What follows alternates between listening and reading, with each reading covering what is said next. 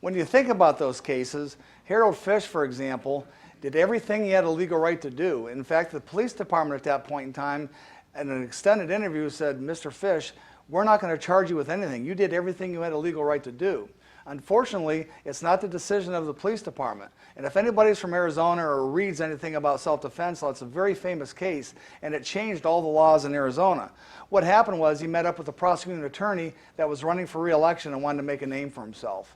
And there was tape recordings and stuff that I got from trial and looked at. There's a lunch with the police department and the prosecutor. When the prosecutor told the chief of police and then the investigator, hey, I got to find a way to keep you out of the courthouse and the courtroom because you're going to screw up my plans for a conviction of Harold Fish. Police officer said, wait a minute. I'm not even filing charges on Harold Fish. He said, you may not be filing charges, but I'm trying him for second-degree murder.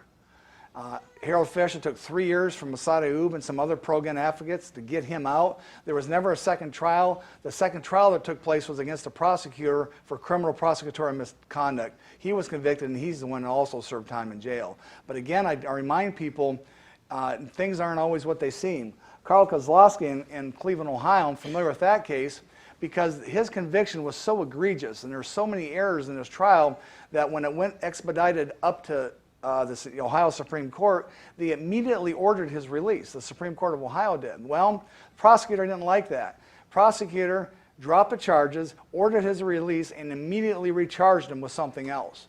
And that's why it took some more time for him to get out of jail on a bond, and the Supreme Court said, hey, wait a minute, we meant what we were saying. So even when you have a Supreme Court of the state, there are different factors that are involved. And of course, a retired police officer using his firearm legally, you know, serves over 100 days in jail because it takes bond money to get bonded out, and things at times move very slow.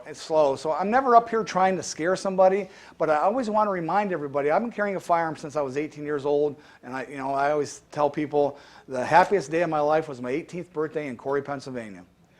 I registered for the draft.